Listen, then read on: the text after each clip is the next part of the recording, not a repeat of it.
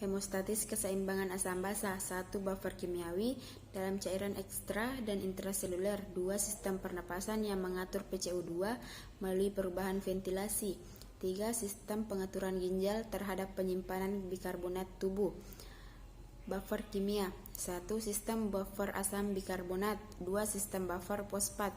3. Sistem buffer protein. Sistem buffer fosfat. 1. Bukan merupakan sistem buffer terbesar di cairan ekstrasel. 2. Hanya 8% dari konsentrasi sistem buffer HCO3. 3. Terdiri atas HPO4 dan H2PO4. 4. Memegang peranan penting di intrasel dan tubulus ginjal. Sistem buffer asam karbonat dan bikarbonat. 1. Terdiri atas monohidrogen fosfat yang bersifat basa lemah dan dihidrogen fosfat yang bersifat asam lemah. 2. Merupakan sistem buffer terpenting dalam sitosal.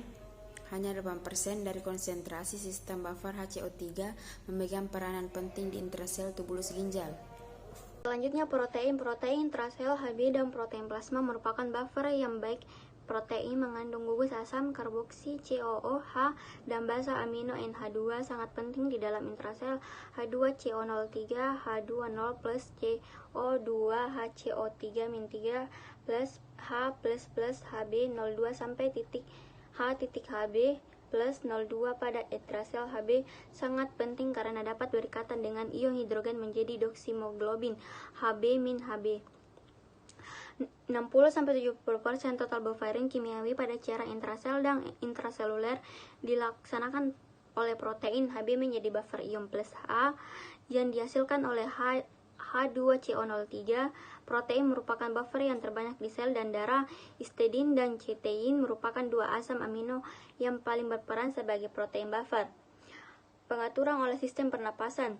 Pengaturan rating sesi dan ekspirasi CO2 darah diatur oleh kadar CO2 ekstrasel darah PCO2 sampai dengan 40 mmHg. Stimulasi medula oblongata, ventilasi meningkat CO2 H2 CO3 jika kontraksi CO21 sampai pH darah turun. Oksidasi jika kontraksi CO2 pH darah naik.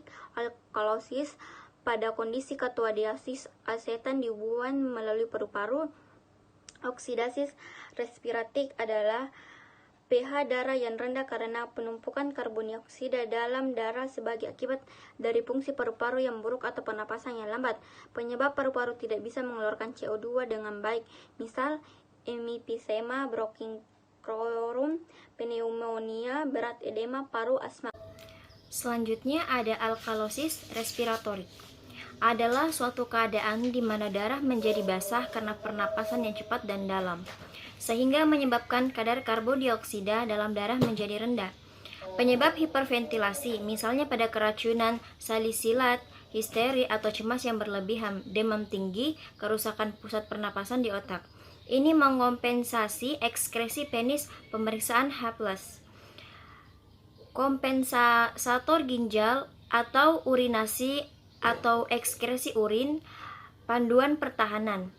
Ginjal menjaga keseimbangan pH darah dengan cara mengatur beberapa banyak bikarbonat yang disekresikan atau diserap kembali. Penyerapan dari bikarbonat ini akan seimbang dengan sekresi terhadap hidrogen. Perubahan yang terjadi terhadap penyeimbangan asam basa di darah oleh ginjal ini akan berlangsung dalam hitungan jam sehingga beberapa hari.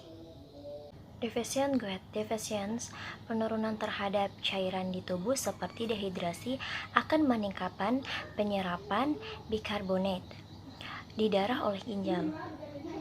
Sementara peningkatan hormon tiroid sebagai respon terhadap kenaikan asam di darah akan menurunkan penyerapan bikarbonat. Defisiensi meningkatkan parisal CO2 di paru-paru akan memicu penyerapan bikarbonat oleh ginjal. Sementara penurunan level klorida seperti akibat dehidrasi akan meningkatkan penyerapan natrium dan produksi bikarbonat di ginjal. Dependensi, semua unsur asam di daerah akan disekresikan di ginjal bersama dengan HPO4 atau fosfat.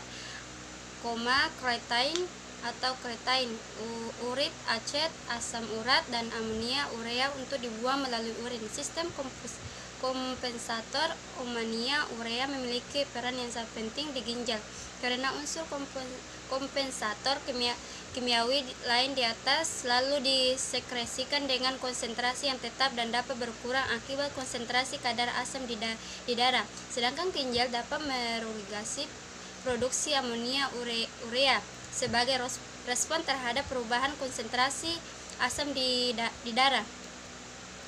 Defenses guide defenses.